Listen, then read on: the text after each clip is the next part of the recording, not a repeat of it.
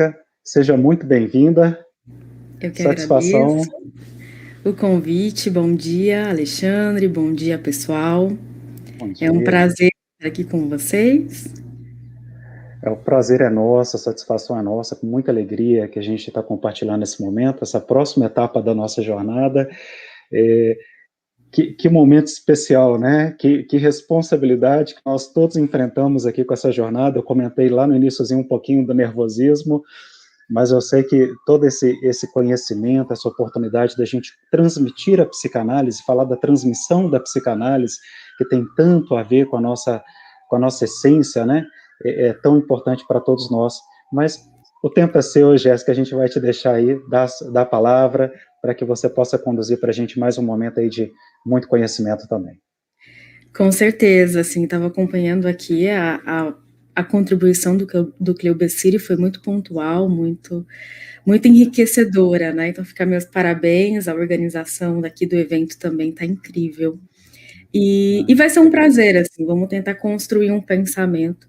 Acho realmente muito importante falarmos sobre psicanálise, compartilharmos isso para que ela continue em crescimento, né? Precisamos que cada um possa contribuir do seu modo. Costumo falar que cada um tem uma psicanálise particular, né? E aí isso é muito importante que a gente ressalte. Cada manejo clínico vai ser diferente e tá tudo bem, porque temos histórias, contextos diferentes, né? Mas enfim, hoje eu vou me atentar ao tema, que também é muito importante, né? Devido às grandes perdas que nós temos diariamente, né? E principalmente se nós olharmos para o momento atual de pandemia. Acho que nunca ficou tão evidente questões como o processo de luto diante de uma paralisação, de uma retirada ali de algumas distrações daquilo que antes encobria ou de uma forma iludida, né, fazia com que eu não acessasse algumas dores no momento que essas distrações são paralisadas. Não tem como não olhar para o choque, ou de fato estamos lidando com perdas de pessoas queridas. Antes eram números distantes e agora, infelizmente, estão se tornando cada vez mais próximos. Não são mais números, se tornam nomes, pessoas do nosso convívio. Então, acho que é um tema muito prudente de um contexto geral. Muito obrigada pela apresentação que o Alexandre me fez. Eu sou do interior de São Paulo, de São José do Rio Preto. Para vocês terem mais ou menos uma noção, nós do GEPA trabalhamos com uma linha bioniana. Vi que o Cleobeciri falou um pouquinho sobre Bion, de uma maneira pontual, muito bacana. Então, a minha fala vai ser norteada diante dessa perspectiva, né, de um analista real, de uma construção. O que eu pensei em trabalhar aqui com vocês para que a gente pudesse entender o que seria um processo de luto, e vejo que é importante nós falarmos sobre a construção desse processo de luto, o que seria um desfecho saudável para ele. Existe, hoje em dia, na minha percepção, um excesso de nomenclaturas, de diagnósticos em relação a uma depressão, que para nossa proposta de psicanálise, depressão, a palavra em si, significa um movimento depressor, um processo de embotamento, de olhar-se para si, de contato com o interior, e vindo como um momento necessário, né, importante, e não como algo que esteja ali de fato adoecido. Pensamos que penso que o que adoece o sujeito não é a tristeza, mas é o evitar entristecer-se. A tristeza, o choro, o embotamento são mecanismos de defesa de alguma forma do ego e que são importantes para que eu sobreviva. É uma maneira saudável do meu físico em conjunto com o meu emocional de lidar ali com o desconforto, né, com o afastamento, com uma perda daquele objeto de desejo, aquele outro que era importante para mim. Lembrando, claro, que quando nós falamos de um processo de luto, ele não vai ser só sobre um objeto animado, sobre pessoas, mas também sobre objetos inanimados. Então, um trabalho, algo concreto, né, um imóvel, algo que você tinha um apreço sentimental, havia ali uma ligação de alguma forma. Né? É claro que sempre quando a gente fala de um objeto inanimado, nós temos, de certa forma, de uma maneira não tão direta, mas indiretamente, relações com pessoas também que se conectam, que criam memórias, situações. Vamos começar a construir, então. Quando nós pensamos num processo de luto, para que ele aconteça, eu preciso que o meu ego esteja nutrido. Vamos usar a palavra nutrição em vez de um ego fortalecido. Para nós, o Bion, ele traz uma delicadeza, né? Ele pede para que você olhe para as palavras e para o significado dela. Então, quando nós falamos de um ego fortalecido, quando você procura a descrição sobre o termo forte, significa resistente, aquilo que aguenta tudo. E nós não aguentamos tudo, porque somos humanos, não somos de ferro, mas vivemos e lidamos com dores. O que entendemos sobre um ego nutrido? Eu aprendo a ir embora quando aquilo me causa dor. Eu aprendo a reconhecer ali uma relação que está sendo tóxica, está me ferindo de alguma forma. Né? Então, isso faz com que eu vá me machucando. Então, para um processo de luto, é essencial que o ego esteja nutrido. É essencial que exista a libido do ego, o quanto eu me amo, o quanto eu me aprecio. Quando nós falamos da proposta de um adoecimento psíquico por conta da perda de um sujeito, estamos falando de uma melancolia. A melancolia é quando o ego do sujeito está desnutrido. E o que acontece é que o outro passa a ser a minha fonte de satisfação apenas. O eu deixa de existir. Quem existe é aquele objeto de desejo. E quando ele desaparece, eu desapareço junto. Esse tipo de relação nós poderíamos chamar de narcisista por espelho. É quando em uma relação, 1 mais 1 seria igual a 1. Só existe uma personalidade que comanda aquela relação. E se essa personalidade que está comandando, ou seja, se eu sou submisso, se eu não me reconheço, se eu não reconheço as minhas qualidades, as minhas características, é muito comum que eu acabe me rendendo a que o outro quer que eu seja, e não aquilo que de fato eu dou conta de ser. E nessa perspectiva, quando esse outro desaparece, eu morro junto, eu desapareço junto. Por isso a dificuldade de retomada, de reconstrução. O que é diferente no processo de luto é que eu reconheço a importância daquele objeto, daquele sujeito, eu reconheço o quanto ele tinha um peso importante na minha vida, no meu dia a dia, e agora eu preciso fazer um retorno dessa catexia, que foi bem sucedida ou não, mas houve ali uma catexia abandonada, um retorno para o ego, para si, porque aquele objeto, ele deixou de estar presente, então eu preciso fazer a retirada da libido e voltada para o meu ego. Quando o meu ego existe, eu passo a olhar para mim, para que eu vá construindo agora um caminho. Como vai ser a minha vida sem esse objeto? Como que eu vou viver aquele dia a dia, aqueles momentos? Como que eu construo a partir de agora? Já que é um caminho sem volta. Tudo o que se transforma gera um processo de luto. Se nós pensarmos, por exemplo, o Freud nos orienta que o primeiro processo de luto que passamos vem da cesura, vem do nascimento. Você está ali num ambiente que espera-se que seja confortável e acolhedor. Por que eu digo espera-se? Porque para Bion ele nos chama a atenção sobre uma vida intrauterina. Para mim, ela faz toda a diferença, ela traz sim sintomas para o sujeito, características. Até ele vai um pouquinho além disso, ele vai dizer que o nosso ego ele é construído antes mesmo da nossa concepção, ou seja, antes de eu nascer na carne, no físico, eu nasci emocionalmente nos meus pais. Quando se tem ou não uma disponibilidade emocional para a minha chegada.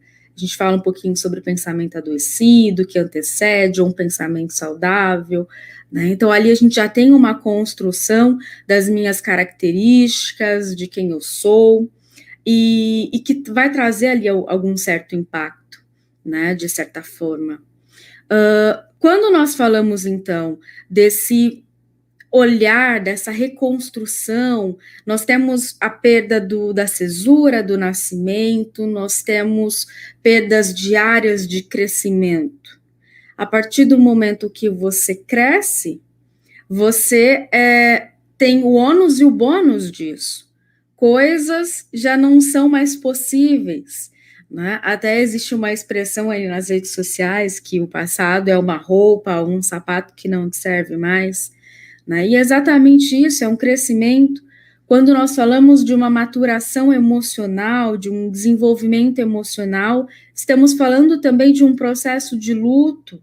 Se vocês pararem para pensar agora, o momento antes de vocês entrarem em contato com a psicanálise, a forma como você se posicionava, a forma como você via o mundo, é completamente diferente de agora, e não dá para retornar. E esse não retornar é, às vezes, olhar uma situação, às vezes sentir inveja de alguém que está iludido e dizer, nossa, parece que ali é tão mais fácil do que lidar com a realidade, do que lidar com esses conflitos que são dolorosos, né? Então, você também passa por um processo de luto. O processo de luto não é só perder alguém. Você passa por um processo de luto quando você passa a ressignificar seus pais, por exemplo. Você passa a não ver mais de uma forma de super-heróis ali da infância. Quando você chega na adolescência, você questiona, você vai para cima, porque aquele mundo a modo de visão deles do mundo não condiz mais com aquilo que você consegue ver.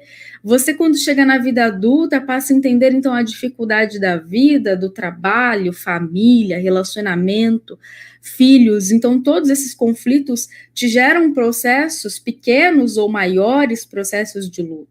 Então, não está ligado só ao perder um ente querido que tenha falecido, mas é lidar com algo que mudou e que não retorna, não vai mudar. Aprender a conviver com aquilo que não se pode mais mudar, né? Aquilo que já foi. Toda vez que você acha que escolheu algo, algumas coisas você precisou deixar para trás. Para que vocês estivessem aqui agora, foi preciso abrir mão de outras coisas. E isso também gera um processo de luto. Eu posso ver uns amigos que foi ter um fim de semana em algum lugar, eu posso ter tido uma manhã um pouco mais de sono, ou qualquer outra distração que não me fizesse estar aqui. É muito prazeroso, mas também é desconfortável, porque fala de algumas coisas que tocam e não tem como. Então, também gera um processo de luto, né? Então, se eu vou elaborar essa perda de uma forma saudável, depende de como está o meu ego. E para que eu tenha o meu ego saudável, importa o ambiente que eu estou inserido. As relações que eu tenho cultivado para perto de mim são relações nutritivas ou são relações apenas prazerosas, sem nenhum mínimo de nutrição? Isso faz toda a diferença. No material que vocês têm por escrito, eu também faço a construção de 2 elementos que para mim é importante para que o processo de luto aconteça. nós falamos um pouquinho sobre o objeto e o fenômeno transicional de Winnicott, que para mim são uma construção, é algo que me proporciona, que me auxilia no desenvolvimento da simbolização em Klein. Melanie Klein traz o ego como sendo constituído por símbolos, através da relação com o outro, né, de catexias bem-sucedidas, onde eu tenho um vínculo saudável, onde eu consigo, então, ter um representante interno daquele objeto quando ele não está presente, né? Só que se a gente antecipa isso e coloca as questões do objeto transicional e do fenômeno para o Winnicott, eles vão me desenvolvendo essa capacidade. Qual que é a proposta do Winnicott quando ele traz o objeto transicional? Para que ele seja transicional, ele precisa ser abandonado em algum momento. Então, significa que ele não vai ser fixo por um longo período, né? É apenas um representativo. Para que eu esteja lidando de uma forma saudável, eu vou olhar para o objeto como se ele fosse, né, ali numa proposta de analogia simbólica proposta pela Hannah Siegel, diferente se eu estou num estado mais psicótico, que eu lidaria com aquele objeto de uma equação simbólica, também uma proposta da Hannah Siegel, que seria olhar para o objeto como se o objeto sendo aquele sujeito. Então, mais ou menos nos grupos de estudos, eu vou usar aqui um objeto aleatório que eu tenho aqui por perto para a gente poder construir. Se eu estivesse no estado mais psicótico, ou seja, eu não consigo, eu estou fragmentado, meu ego está fragmentado porque ele não consegue reconhecer a realidade, porque ela está sendo dolorosa, isso faz com que eu me fragmente para sobreviver. Quando eu não consigo diferenciar o interno do externo, eu não me diferencio do outro, então há uma confusão. Nesse momento, o sujeito estaria funcionando em processo primário, como Freud nos diz. Eu não sei quem sou eu e quem é a minha mãe. Isso seria uma forma mais psicótica. Então, eu estaria lidando, por exemplo, com esse elefantinho, como se ele foi um presente ou me lembra a minha mãe. Caso ela não esteja presente, eu estou num estado mais psicótico, eu vou lidar como esse elefantinho sendo a minha mãe. Então, eu vou levar ele para passear, eu vou comer com ele. Se eu quebro esse objeto, na minha concepção, por não conseguir reconhecer a realidade, eu matei a minha mãe, né? Então, causa muita dor no sujeito. Esse caso não seria um objeto transicional. Porque a ideia do objeto transicional, eu estou de um estado mais com um mínimo de equilíbrio entre as cotas da personalidade, ou seja, tudo aquilo que é humano, né? Eu estou ali disposto a sentir, a viver. Então, eu olharia para esse objeto como se fosse. Isso seria, para Hannah Siegel, a analogia simbólica. Não é a minha mãe, mas me lembra. Então, ali eu posso caracterizar como sendo um objeto transicional. É temporário, é apenas para me acalmar. Para que seja um objeto transicional, precisa que o sujeito eleja esse objeto. Não é alguém que force ele. Por exemplo, se nós estamos falando de uma criança que está ali passando pelo processo de luto porque a mãe voltou ao trabalho, ou porque a mãe agora tem que fazer uma comida, tem que ir ao banheiro, tem que fazer pequenas distâncias, mesmo dentro de casa, a criança ela já vai desenvolvendo esses processos para que ela precisa ir sendo frustrada, né? Para que ela dê conta da realidade real, de fato. Então, quando essa mãe, se a gente fala da criança, quando a criança elegeu ali um brinquedinho, pode ser um paninho, pode ser um objeto duro, um brinquedinho, qualquer coisa que seja realmente concreta, mas que a criança eleja. Por exemplo, chupeta não seria um objeto transicional, porque a chupeta é um benefício para os pais, é um cala-boca para a criança, né? Então eu quero que você fique quietinha para eu gostar de você, e é por isso que eu te introduzo a chupeta, porque eu não consigo mais ouvir o seu choro, né? Então é um movimento mais, digo, prejudicial para a criança, não sendo bem visto, nas minhas percepções, de acordo com aquilo que eu venho estudado e presenciado clinicamente. Então, quando nós falamos do objeto transicional, ele é elegido pela criança e não imposto por um outro sujeito. No momento que a criancinha está ali com esse representante da mãe, que é como se fosse ela, enquanto ela está distante, ela está preparando, se desenvolvendo para esse processo de simbolização.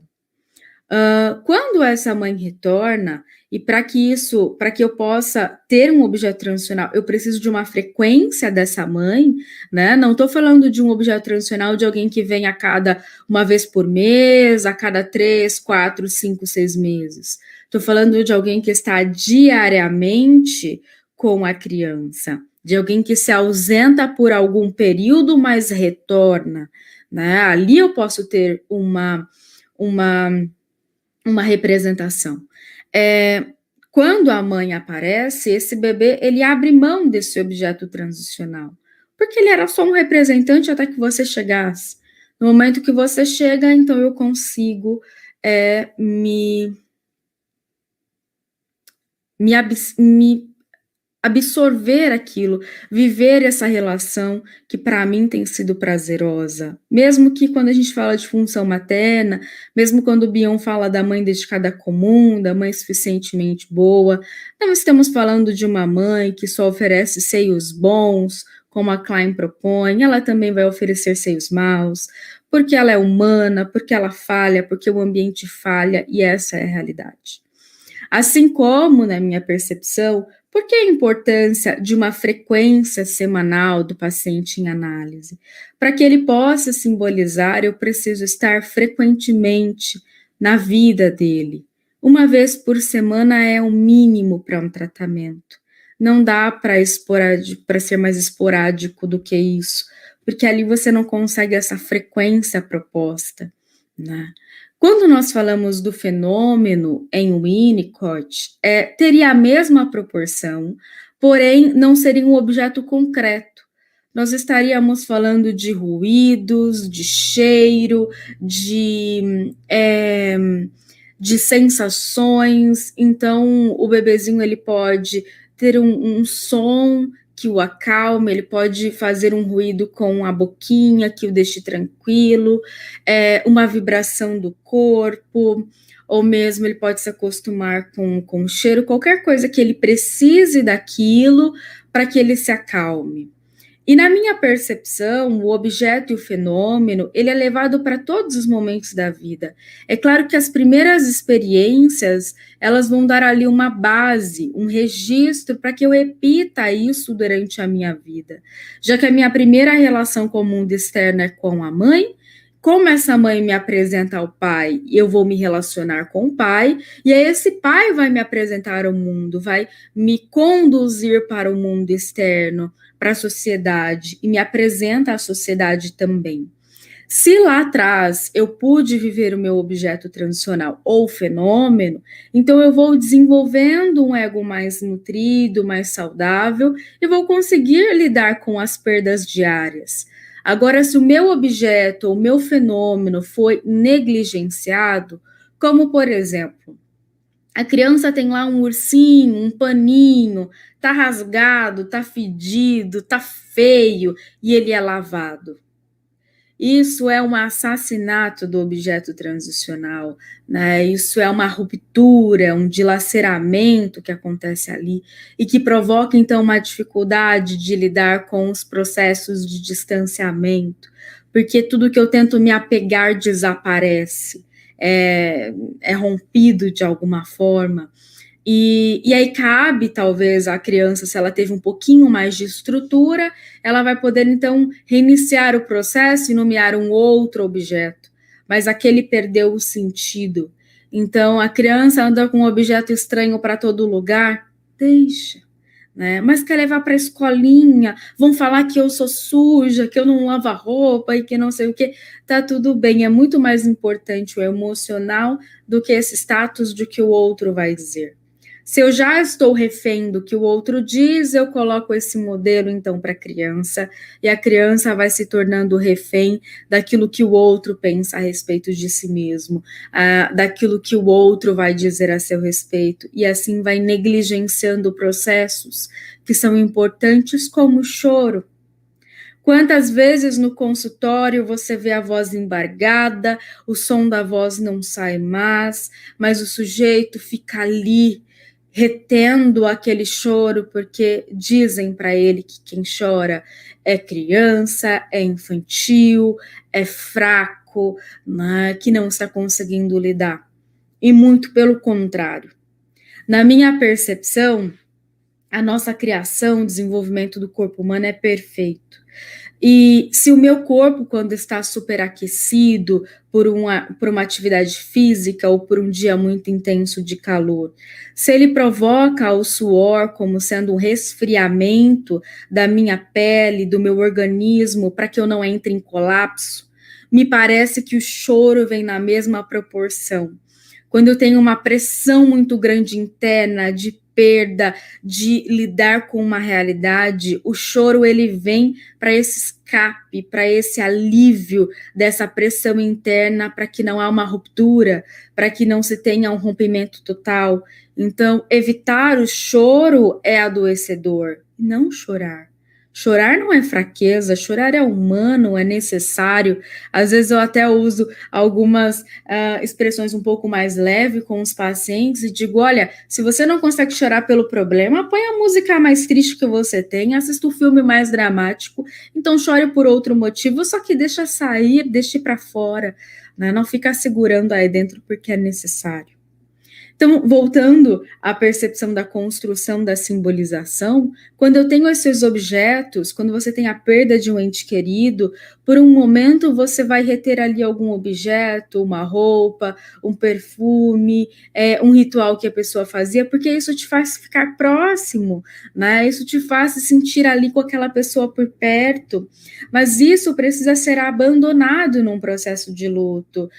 Se a gente teve a perda de um ente querido, por exemplo, se a gente está falando de um processo de melancolia, você entra na casa da pessoa e você se depara com um santuário para aquele sujeito, né? Tudo ficou intacto, você entra no quarto, é exatamente como a pessoa deixou, e a pessoa não retorna, aqueles móveis não vão mais ser usados, as roupas. Então, isso é lidar de uma forma adoecida, de uma forma melancólica, né? Fica fixado ali, fica paralisado naquela perda e não evolui daquilo.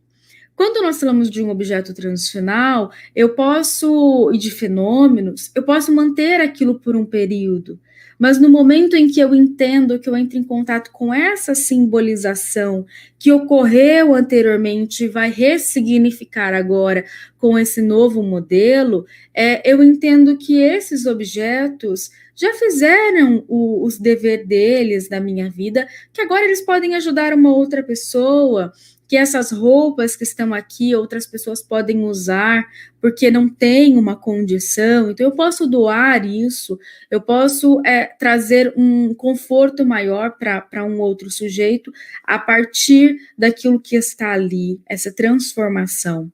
Então aqui a gente está falando de um processo de luto.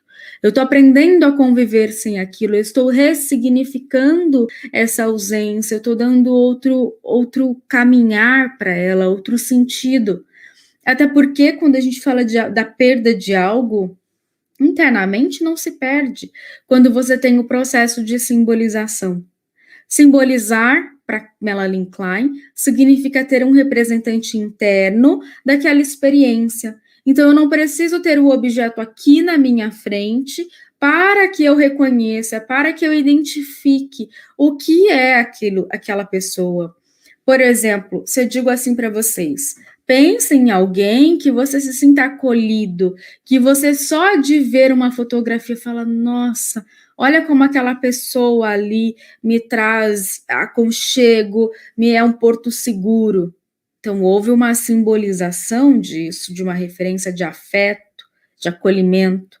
De uma outra forma, nós também vamos ter algumas simbolizações dolorosas, né? A mesma coisa que se eu digo, pense em alguém que te feriu, né? Alguém que te machucou tanto que só de ouvir a voz, de ouvir o nome, já te arrepia, já te deixa desconfortável. Isso por quê? Porque houve ali um processo, uma relação que foi mais tóxica, que foi mais caótica, né, de certa forma. Talvez ainda existam algumas feridas que precisam ser cicatrizadas, né, mas tudo também tem o seu processo, o seu tempo. Então, simbolizar é eu não precisar ter aquela coisa na minha frente para que eu consiga, de fato, reconhecer, me lembrar daquilo. Eu posso me lembrar de um abraço, de uma voz, de um cheiro, só de ver uma fotografia, só de pensar na pessoa, isso já traz um acalento, isso já traz uma calmaria. É claro que o processo de luto, ele não é simples, ele é doloroso, tem dias que são mais fáceis, tem dias que são mais difíceis, é preciso que o sujeito lide, às vezes, a cada minuto, né, se respeitando, algumas horas, o dia, né, é uma construção daquilo, né. É claro que quando a gente fala de um ego, nós vamos ter partes melancólicas, então tem coisas que eu não vou conseguir lidar com a perda, porque isso é humano, e eu vou ter cotas de processos de luto. O que vai me trazer e dizer se o meu movimento é saudável é a frequência disso. Eu tenho mais processos de lutos ou mais momentos melancólicos, né? Mais um estado melancólico, que é essa paralisação na dor. Então, aí diz se a minha vida caminha ou não, né? Por exemplo, um sujeito que você vê que tem através do emprego que paralisou, ele ficou melancólico com aquilo. Vamos trazer um exemplo aqui qualquer, né? Então, um homem que queria ser jogador de futebol, mas que teve uma lesão gravíssima e que não pôde mais jogar. Se ele ficar melancólico com a perda desta profissão que ele tanto almejava, você vai conversar com ele uma década depois daquilo e ele só fala nisso. Parece que ele está em campo, parece que ele está jogando. É como, sabe aquela expressão antiga, né? O disco não muda, parece um disco riscado. Então ficar ali falando e vivendo só aquilo. Então está melancólico naquilo. Por isso que a gente fala de cotas e de processos melancólicos, né? De estados melancólicos, perdão, né? Em relação a algumas situações. Quando nós falamos, então, do símbolo, então falamos da construção, a diferença do processo de luto e melancolia, falamos do objeto transicional como me possibilitando esse desenvolvimento de um símbolo interno, de um representante, mas o que seria de fato? Como eu vou saber se eu simbolizei ou não o sujeito? Eu gosto de usar alguns exemplos concretos, porque isso acho que deixa mais claro, sabe? Então, se você pensa, por exemplo, numa criança, quando ela começa a ir para a escolinha, vamos colocar ali, hoje é obrigatório a partir dos 4 anos, supor que essa criança está indo com 4 anos para a escola, e a criança que consegue entrar e ficar ali entendendo que, poxa, meu pai e minha mãe me deixou aqui, mas eles vão voltar na hora que o sinal, na hora que tiver a finalização das aulas, eu consigo sobreviver nesse espaço-tempo em que eles não estão aqui. Então, significa que eu simbolizei e sei que eles não vão me abandonar. Mas quando não foi simbolizado, eu vou ter, então, um desespero enorme. A criança não consegue ficar sem a mãe. Ela precisa que a mãe esteja ali fisicamente, porque senão ela não permanece. Ali nós estamos falando de uma dificuldade na simbolização. Então a criança que lá atrás não ficou com a mãe, né, a vida dela foi destruída? Não, não é isso.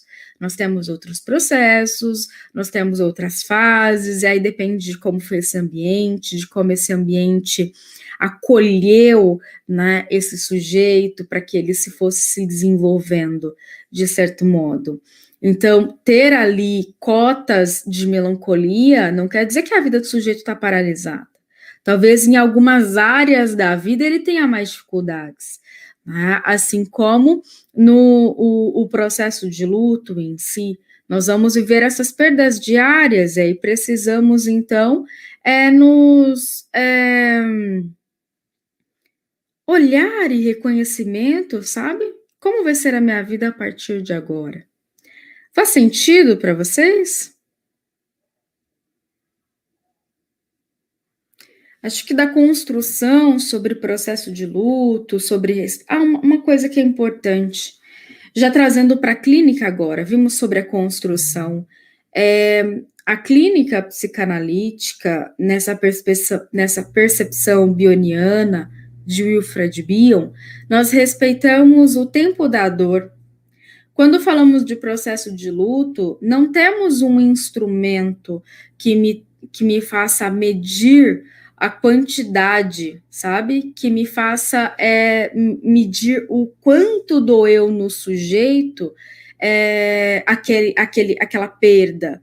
Eu não posso comparar as minhas perdas diárias de analista, de sujeito, né, com a do outro sujeito. Porque às vezes eu vejo uma comparação assim que para mim me deixa, né, um pouco mais eufórica com isso. Quando há uma comparação assim, olha, a criança chegou que perdeu um cachorrinho. Então é bobagem, não vai se lembrar, deixa para lá. E aí você tem uma perda de uma pessoa, de um parente, de alguém por perto. Então, às vezes, há esse tipo de peso, né? Isso é mais relevante do que aquilo. Mas, às vezes, não na vida daquele sujeito individual. Então, eu preciso respeitar a dor, a intensidade e o tempo que vai levar. Porque o processo de luto, ele não tem um tempo definido.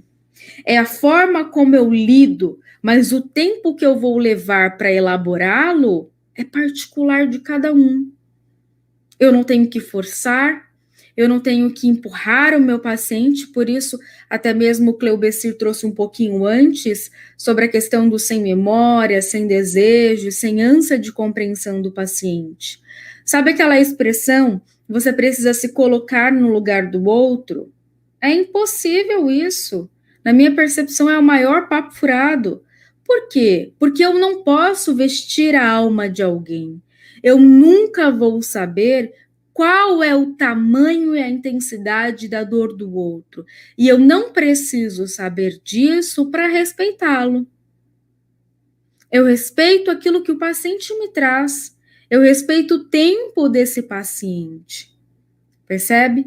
Sem tentar quantificar essa dor de alguma forma. Doeu em você, eu acredito, estou junto. Vamos caminhar no seu tempo, no seu ritmo, porque é extremamente doloroso. Tivemos algumas perguntas aqui. A Derson colocou: como o objeto transicional se revela na experiência do luto nestes tempos de pandemia, onde nem mesmo um ritual fúnebre pode ser realizado?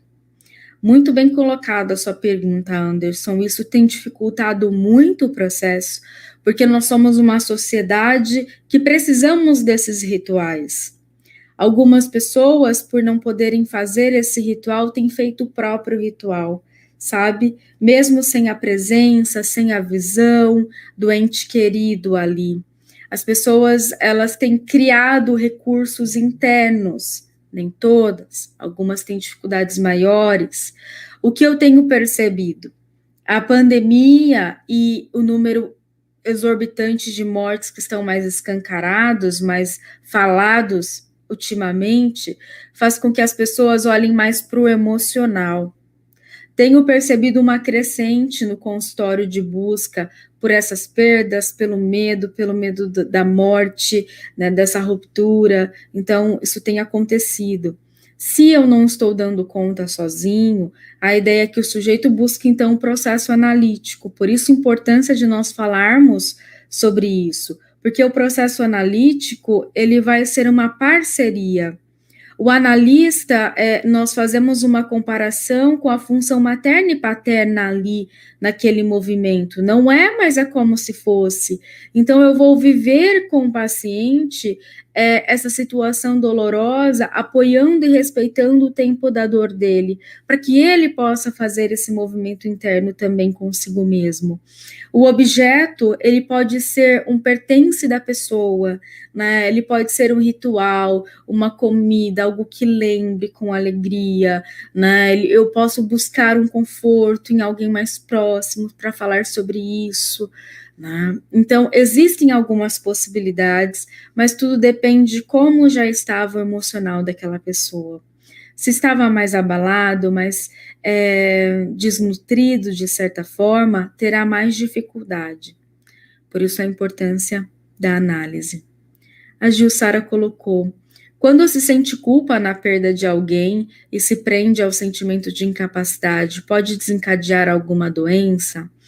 Pode desencadear um adoecimento? A culpa, na minha percepção, ela também desenvolve histeria, né? O adoecimento físico, a psicossomática, isso faz com que eu tenha sintomas físicos, dores ali presentes, porque se a gente pensar, quando nós falamos da questão edípica, nós falamos que em algum momento nós teremos uma dualidade. Eu não quero que os pais estejam juntos, eu quero ou o pai só para mim, ou a mãe só para mim, ou a outra pessoa só para mim. Eu não quero ter que dividir. Uma criança que tem a perda dos 3 aos 5 anos de vida de um pai ou de uma mãe tem uma dilaceração emocional muito maior do que se ela tivesse 8 ou 9, né? Emocional por conta da construção. Em alguns momentos, quando você tem ali algumas feridas relacionadas àquela pessoa e ela se vai, porque assim, reconheceremos que em algum momento queríamos que alguém desaparecesse, ok? Está com raiva, te feriu e é um mecanismo. E só o fato de, por milésimos de segundos, ter pensado isso, o sujeito pode se apedrejar uma vida inteira. Como que eu pude pensar nisso? Por exemplo, alguns adoecimentos maternos de depressão pós-parto vêm por conta disso, de um arrependimento. E aí, como seria a minha vida agora se eu não tivesse os filhos? Como seria, né, diferente? E só o fato de passar isso pela mente, que é completamente comum pela exaustão, completamente comum, faz com que o sujeito se apedreje uma vida inteira, se machuque com isso. Então, eu acho que quanto mais a gente fala sobre a humanidade, sabe? Essa ideia de que você é feliz sozinho, essa ideia de que você não sente dor, de que você não se entristece, isso vai afastando o sujeito de ter um equilíbrio emocional. O que seria um equilíbrio? Tirar essas partes ruins? Não. É eu realmente conseguir equilibrar uma balança com tudo aquilo que é doloroso.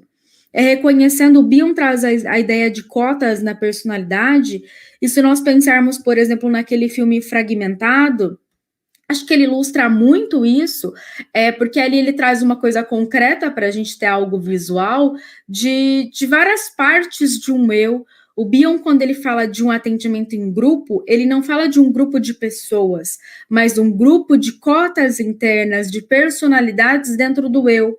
Em mim existem várias Jéssicas, a sádica, a masoquista, a histérica, a obsessiva, a depressiva, a melancólica, tudo aquilo que é humano.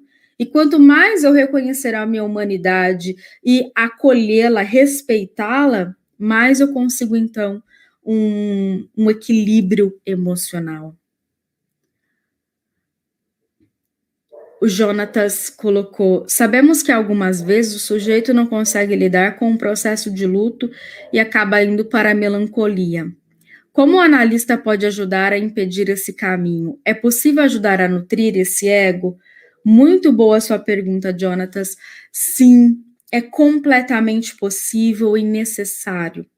Na minha perspectiva, isso só pode ser oferecido para o paciente se tiver amor. E isso é uma coisa que se torna um tabu em várias propostas de psicanálise. Mas eu preciso amar o meu paciente, um amor real, um amor de respeito, de acolhimento, de estar junto. O que eu trabalho em análise não é os vínculos externos desse paciente. O que eu trabalho com ele é o meu vínculo com ele.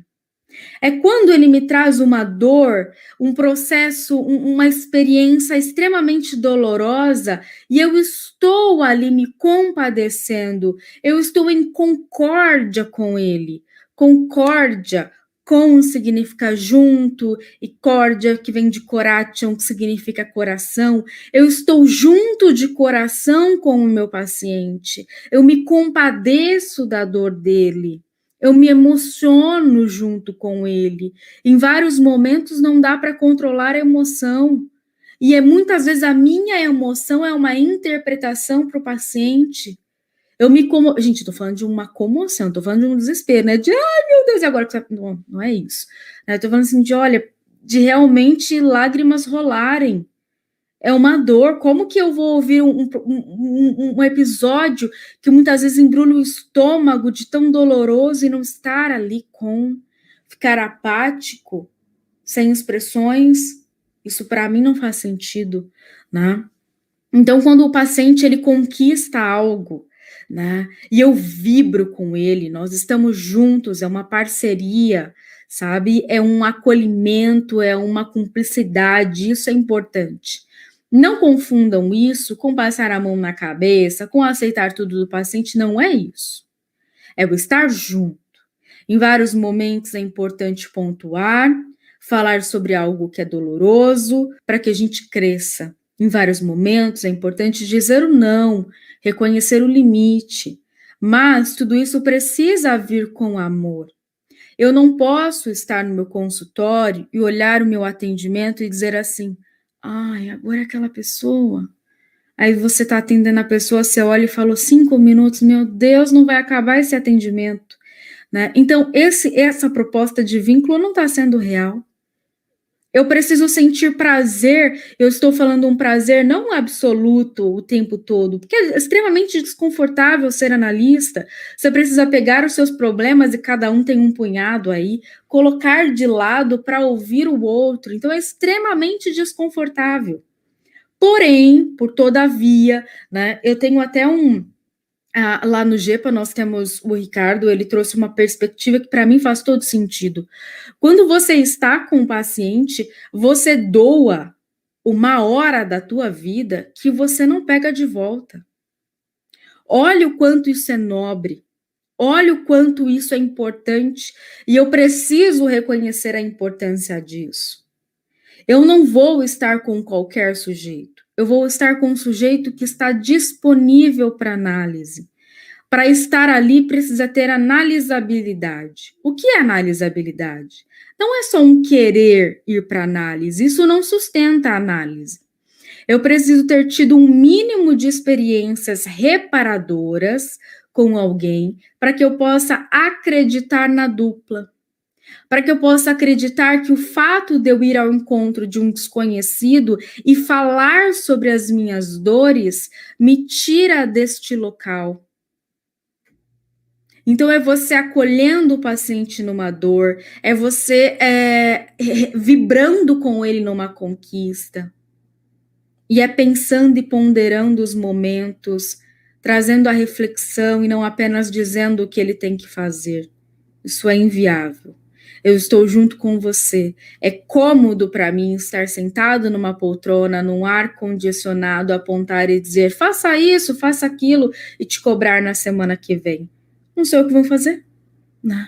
Então a ideia é, vamos pensar, vamos te acolher, para que se ferir com isso? Você fez aquilo que você deu conta. Né? Então esses processos é que é uma nutrição. Eu reconheço para que ele possa se reconhecer. Não sei se consegui te responder. A Gessara colocou, quando o paciente e codependente de outra pessoa e essa pessoa a ir embora, como ajudar? Olha, eu acho que o vital é a nutrição do ego, para que o sujeito se olhe, né? Nós não dependemos de um outro sujeito, mas em vários momentos acreditamos que sim. Aí está a ideia do melancólico, que é quase que a mesma pergunta do Jonathan. Como que eu ajudo? É reconhecendo... Sabe uma coisa que às vezes passa desapercebido para o paciente e que é extremamente difícil e doloroso? Falar um não. Dizer um não para alguém que você ama ou que está por perto, ou que é uma figura de autoridade e que desrespeita aquilo que você quer trazer à sua vontade é extremamente difícil. Porque você não só tem que dizer, mas você tem que sustentar, que aí já é um outro passo. E às vezes o paciente está falando ali sobre a rotina, sobre aquilo que aconteceu, e aí do nada passou desapercebido por ele. Aí fulano disse para eu fazer uma coisa, eu disse que eu não iria fazer. Opa! Vamos olhar para isso um pouquinho, né? Você disse um não para aquela pessoa, sabe? Pequenos reconhecimentos de coisas que o paciente vai passando desapercebido sobre ele próprio. Trazendo e reconhecendo com ele, não é inventando, não é elogiando. O elogio não cabe dentro da análise. Vamos falar de reconhecimento. Muitas vezes o paciente, eu preciso reconhecer o quanto ele traz, muitas vezes o paciente traz uma imagem distorcida de si próprio. Ele traz como se ele fosse um monstro, como se ele não conseguisse conviver com outro sujeito, mas ele vem para análise, ele paga a análise em dia, ele se responsabiliza pela análise. Como que eu não posso trazer esse modelo para ele? Olha só, eu nunca entrei em contato com essa parte agressiva. Por que será? Será que é porque essa parte agressiva que estão dizendo lá fora não é a sua defesa contra os ataques que estão fazendo? Porque aqui essa personalidade nunca chegou. Então você vai trazendo elementos da relação que você tem com o paciente para que ele se reconheça. Só que como eu vou fazer isso? Se eu tiver vivido esse processo também com alguém. Sem análise pessoal, não dá para analisar alguém. Você não vai estar sensível o suficiente para ir além das palavras. Como Freud nos traz, você vai ficar preso ao que está manifesto, ao invés do que está latente. Para a ideia de Bion, o que está latente é o contato com o inconsciente, é ali que nós trabalhamos. Não é o que o paciente me diz, mas é como ele me diz. Faz sentido? Pessoal, me estendi, fui colocando aqui, acho que se eu vou ficar, eu vou falando um monte, né? A gente vai conversando. Gostaria, então, de agradecer. Eu acredito que agora, em seguida, nós teremos o Alexandre, né? Que vai dar sequência. É isso aí. Ô, Jéssica, que coisa mais agradável te ouvir, que lição, que olhar sobre o luto, né? A gente, quando pensa em luto e se fala em luto, parece que nós estamos falando de uma coisa tão restrita, tão ligada só à noção dessa morte biológica, e de repente todo esse olhar, essa construção sobre o lugar do luto, a noção da perda para a psicanálise, que coisa incrível. Muito agradável ouvir tudo isso. Eu tenho certeza que todo mundo deve estar fascinado aí, né, com esse momento. Até o Jonatas, até fazendo um parênteses, o Jonatas no nosso próximo seminário online, ele vai falar sobre luto e melancolia. Então, perfeito. Vai ser uma ótima oportunidade. Eu tenho certeza que ele também conseguiu aproveitar aí esse espaço para poder, né, aprender mais e interiorizar mais essa mensagem. E, de coração, só te agradecer muito pelas palavras, por tudo que você compartilhou com todos nós aqui nesse momento, viu? Eu que agradeço. Muito obrigada. Nos vemos mais tarde. Até daqui a pouco. Até daqui a pouco. Beijo para vocês, aqui. Pessoal. Até uma próxima. Até. Vai ter mais alguma coisa? Pode? Tem só umas falas aqui rapidinho do pessoal sim, que ok. interagir com você, né? Ela falou, a Josilene falou que você fala mais serena, gostosa de ouvir. Tem sugestões de leitura do artigo do Freud, mas a gente pode voltar nisso na hora do nosso debate, a gente retoma essas questões aí na nossa mesa redonda, então. Sim. Tem várias leituras, Melanie Klein fala bastante sobre isso também, né? Acho que dá para construir ali, cada um traz um pouquinho, mas depois a gente traz algumas colocações bem interessantes. Eu que agradeço, pessoal, pela receptiva, foi um prazer. Então, mais tarde nós voltaremos. É Tchau, isso aí, tchau, até a tchau. próxima.